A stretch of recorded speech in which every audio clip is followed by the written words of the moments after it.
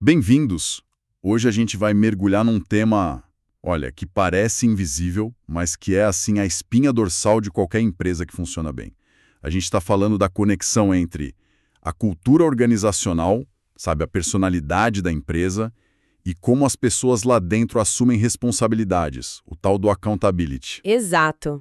E é interessante, né? Porque a cultura é como se fosse o sistema operacional da empresa. Sistema operacional invisível. Gostei disso. Pois é, pode ter a melhor estratégia do mundo, o plano mais detalhado, mas se a cultura não acompanhar, se o pessoal não comprar a ideia e agir de acordo... Fica só no papel. Já vi muito isso acontecer. Exatamente. Então, entender essa dinâmica e mais, saber como moldá-la é o que realmente faz a diferença entre só sobreviver e, bom, prosperar de verdade, né? Construir algo resiliente. Perfeito. Ok, então vamos desmembrar isso. Para começar, o básico. Cultura organizacional. O que é isso, afinal? Além do óbvio, tipo missão na parede ou puff colorido no escritório. Boa pergunta, porque vai muito, muito além disso. Não são só as regras formais, o manual do colaborador, é o conjunto vivo, sabe? Dos valores que realmente pegam, das crenças que o pessoal compartilha, dos comportamentos que você vê todo dia e das práticas que definem, no fundo, como a gente faz as coisas por aqui. É a soma de tudo isso. Como se decide, como se resolve briga, como se colabora ou não, né? Entendi. É o jeitão da empresa, então. Isso, o jeitão. E o ponto-chave não é estático. Isso evolui. E, o mais importante, pode e deve ser cultivado intencionalmente. Não é só descrever, é construir a cultura que se quer ter. Certo. E como a gente começa a entender essa personalidade? Quais são os ingredientes principais? Bom, a gente pode pensar em alguns blocos fundamentais. Primeiro, os valores. Aqueles que ficam na parede. Às vezes ficam só lá mesmo. Mas deveriam ser a bússola moral e estratégica.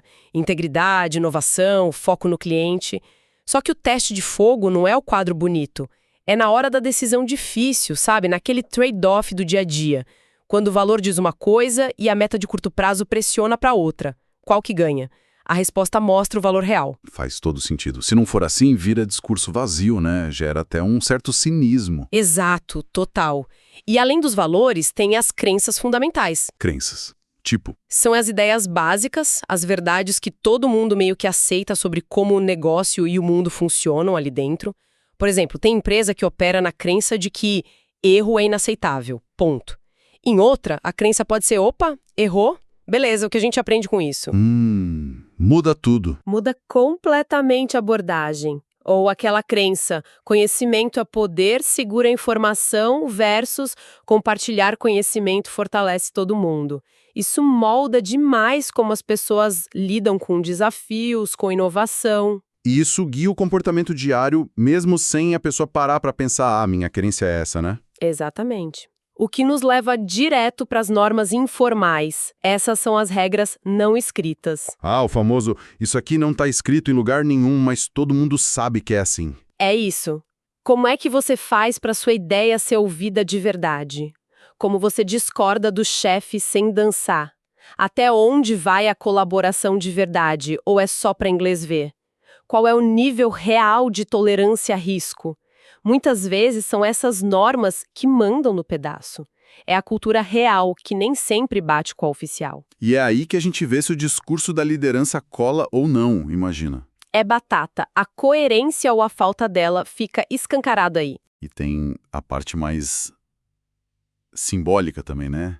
Histórias, rituais. Sim, as histórias e rituais, ferramentas poderosíssimas para transmitir a cultura. Sabe aquelas histórias dos fundadores, dos perrengues que a empresa superou, dos heróis internos que fizeram acontecer seguindo os valores? Isso cria identidade e propósito. Conecta as pessoas, né? Muito. E os rituais.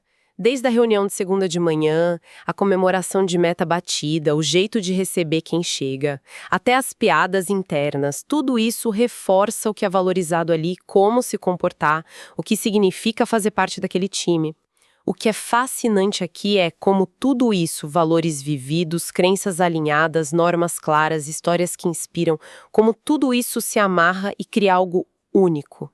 Uma cultura forte de verdade é uma vantagem competitiva que, olha, é muito difícil de copiar. Não dá para só instalar a cultura do vizinho. Tem que ser autêntico, cultivado ali dentro. Perfeito. E essa cultura forte, autêntica, parece o solo perfeito para outra palavrinha-chave, accountability, que a gente traduz como prestação de contas, mas parece que é mais do que isso, né? É bem mais. Prestação de contas soa meio reativo, até burocrático às vezes. Accountability é proativo. Tem um senso de propriedade, sabe? Um senso de dono mesmo.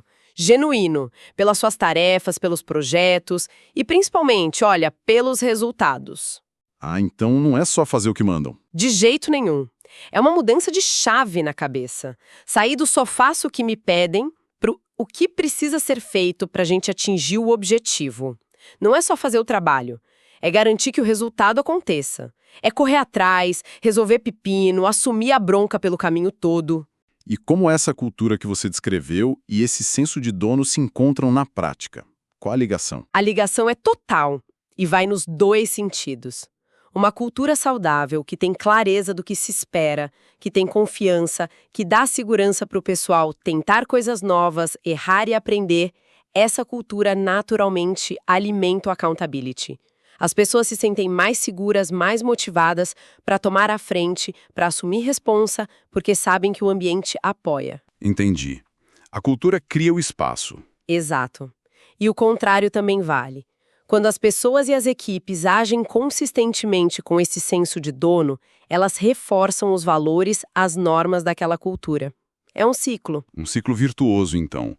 E o que acontece quando esse ciclo está rodando direitinho? Qual o resultado? Olha, o resultado é um ambiente onde o pessoal está mais engajado, está todo mundo remando para o mesmo lado, alinhado com a estratégia, e as pessoas agem com mais integridade, com autonomia responsável. Não precisa de chefe vigiando o tempo todo, porque elas internalizaram os padrões, se sentem donas do sucesso coletivo. Isso deve liberar a liderança para pensar mais na frente, né? Com certeza. Libera a liderança do microgerenciamento para focar na estratégia, no futuro. Isso traz agilidade, resiliência, mais capacidade de inovar. Mas eu imagino que não seja um caminho sem obstáculos. Onde é que esse ciclo costuma emperrar? Ah, tem um ponto crítico. Talvez o mais crítico de todos. A liderança. O exemplo vindo de cima. Exatamente. Se conectarmos isso ao quadro geral, a consistência do exemplo da liderança é, assim, vital, essencial. Não adianta nada discurso bonito sobre valor e accountability se os líderes na prática fazem diferente. O famoso faça o que eu digo, não o que eu faço. Isso mata a cultura. Se o líder não assume a responsabilidade pela própria falha, se cria exceção para si mesmo, se pune um erro honesto de quem tentou inovar, qualquer incoerência dessas é percebida na hora. E aí, meu amigo, gera um cinismo que corrói a confiança e desmonta qualquer esforço de construir a accountability. O exemplo não é uma forma de influenciar. É a forma principal. A ação fala muito mais alto. Totalmente. Então, pensando na parte prática, como é que as empresas podem, de fato, cultivar essa cultura forte e esse senso de dono? Aqui é onde fica realmente interessante. Como se constrói isso? Por onde começa? Olha, a base, o alicerce de tudo é ter clareza e alinhamento sobre a missão, o porquê da empresa existir, sabe? O propósito maior, a visão, onde a gente quer chegar, o futuro que a gente está construindo e os valores, como a gente vai agir nessa jornada. Mas não só no papel, como você já disse. De jeito nenhum. Isso não pode ser só um quadrinho na parede ou um slide bonito na apresentação. Tem que ser comunicado sem parar. E mais importante, tem que ser traduzido em comportamento esperado, em decisão concreta no dia a dia. E a liderança tem que viver isso autenticamente, todo santo dia. E como isso vai descendo para o dia a dia? Por exemplo, na hora de trazer gente nova para o time. Boa, começa aí mesmo, na contratação e na integração no onboarding. O foco tem que ser buscar gente que tenha valores pessoais que conversem com os da empresa, o tal do fit cultural. Mas sem contratar todo mundo igual, né? Importantíssimo isso. Fit cultural não é contratar clone. Pelo contrário, diversidade de pensamento é ouro. O alinhamento tem que ser nos valores essenciais, na ética, no compromisso com colaborar, com ser responsável e na entrevista, usar perguntas comportamentais ajuda muito. Me conta uma vez que você assumiu responsabilidade por um erro e o que aprendeu. Descreve uma situação que exigiu uma decisão difícil baseada num valor importante. Para ver como a pessoa age na prática. Exato. E o onboarding? Não é só passar tarefa, é mergulhar na cultura. Contar as histórias da casa, apresentar os heróis internos, mostrar exemplo concreto de como os valores são vividos, como o accountability funciona ali. Isso ajuda quem está chegando a entender e se sentir parte desde o começo. Faz sentido. E depois que a pessoa entrou, como manter essa chama acesa, o senso de dono ativo?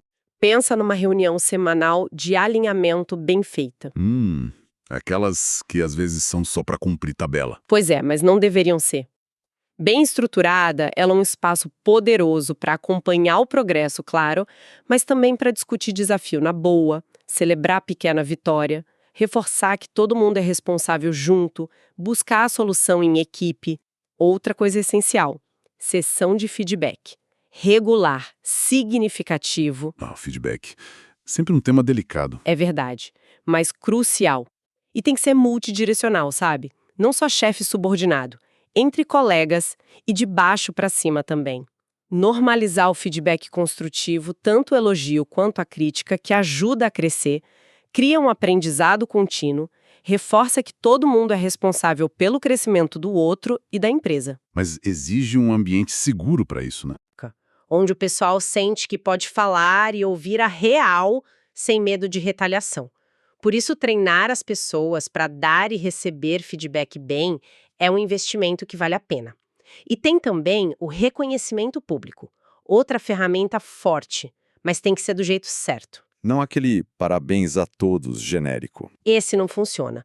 O reconhecimento que pega é específico. Ele conecta a ação, o resultado, com o valor da empresa. Explica por que aquilo foi bacana, foi exemplar. Isso não só premia a pessoa, mas educa todo mundo sobre o que é esperado e valorizado. Entendi. E treinamentos? Os treinamentos e oportunidades de desenvolvimento. Quando são vistos como investimento no potencial do pessoal e não só obrigação, eles mandam uma mensagem clara. A gente se importa com o seu crescimento. Isso também puxa o accountability, a responsabilidade pelo próprio desenvolvimento. E as políticas mais formais, o RH, os processos, eles ajudam ou atrapalham nisso? Ajudam ou atrapalham muito. As políticas de accountability têm que ser desenhadas para apoiar esse espírito, não para minar. Usar metas SMART, por exemplo, específicas, mensuráveis, atingíveis, relevantes com prazo. Isso dá clareza do que se espera, como mede o sucesso, alinha todo mundo. Certo. E quando dá errado, a falha acontece. Aí entra o protocolo para lidar com falhas. Importantíssimo. Uma cultura que só caça culpado sufoca a iniciativa, a inovação. Precisa ter processo claro para analisar falha de forma construtiva. Foco no aprendizado, em melhorar o processo, não em punir a pessoa. Especialmente se o erro veio de uma tentativa genuína, calculada. Tem que saber separar erro honesto de negligência, claro. E a avaliação de desempenho? Fundamental que ela reflita essa filosofia. Não adianta só avaliar o que a pessoa entregou, os resultados. Tem que avaliar como ela entregou, os comportamentos, se agiu de acordo com os valores, se colaborou, se teve accountability. O como importa tanto quanto o que. Nossa, é um trabalho constante, então. Não é algo que se faz uma vez e pronto. De jeito nenhum. Cultura é algo vivo, dinâmico. Precisa monitorar, avaliar, ajustar sempre. Pesquisa de clima, canal aberto de feedback, conversa informal no café, observar o dia a dia. Tudo isso dá pista sobre a saúde da cultura, onde precisa de ajuste, de reforço. É um jardim, tem que cuidar sempre. E essa ideia de responsabilidade, de accountability, ela pode ir além da empresa? Pensando na relação com a sociedade, por exemplo. Com certeza, pode e deve. O accountability, na sua forma mais madura, ele transcende o resultado interno, vira um pilar para a sustentabilidade, para a responsabilidade social da empresa. A gente pode até falar num senso de dono moral, que é a consciência e a ação da empresa sobre o impacto dela no longo prazo. Impacto econômico, claro, mas também social, ambiental. Isso levanta uma questão importante. Qual é a responsabilidade real de uma empresa, né? É só dar lucro para o acionista ou é criar valor para todo mundo que é impactado por ela? Colaborador, cliente, comunidade, o planeta. E como a gente vê isso na prática? Que exemplos mostram essa responsabilidade ampliada? Olha, a gente vê em empresas que levam a sério a gestão ambiental, sabe? Reduzir emissão, cuidar do lixo direito. Vemos em programas sérios de diversidade, equidade, inclusão, que criam um ambiente mais justo, mais representativo. Vemos em iniciativas de bem-estar para o pessoal, investimento no desenvolvimento da comunidade local, em garantir que os fornecedores também sejam éticos. Tudo isso é accountability ampliado e está totalmente ligado à cultura, aos valores da organização. Uma empresa que vive seus valores de verdade não pode fechar os olhos por impacto que ela causa no mundo. É interessante como o investimento no desenvolvimento das pessoas, que faz parte dessa cultura de accountability, acaba voltando para a empresa também em termos de sustentabilidade, né? Gente que se sente valorizada, que cresce, que se alinha aos valores, não só produz mais, mas vira guardião da cultura. Ajuda a atrair e manter talento, fortalece a imagem da empresa, contribui para ela ser mais forte no longo prazo. Exatamente isso. Cria um ciclo positivo. O desenvolvimento de cada um alimenta a força de todo mundo, que, por sua vez, permite um impacto melhor lá fora. Então, o que tudo isso significa, no fim das contas? Para a gente amarrar aqui, significa que cultura organizacional e accountability não são só, sei lá, modismos de gestão ou conceitos bonitinhos. São as vigas mestras. Uma depende da outra e sustentam o desempenho, a inovação, a vida longa de uma empresa. Exatamente. Construir e manter isso dá trabalho. Exige esforço consciente, liderança que dá exemplo, consistência. Não é fácil, mas o resultado transforma. A gente está falando de criar empresas não só mais eficientes com vantagem competitiva real, mas também lugares mais humanos para trabalhar, mais éticos com mais propósito, que contribuem de verdade para a sociedade. Perfeita colocação. E talvez para a gente fechar, deixar uma provocação final para quem está ouvindo. Pensando aí no seu trabalho, na sua equipe, na sua organização, qual seria uma pequena mudança? Talvez um ritual novo, um ajuste numa prática que já existe, ou até uma conversa diferente, que poderia começar a ser feita ou adaptada amanhã, para começar a fortalecer esse senso de responsabilidade de todo mundo, esse compromisso real com o resultado e com os valores. Às vezes, as grandes transformações começam com esses pequenos passos, mas dados de forma consistente. Fica a reflexão.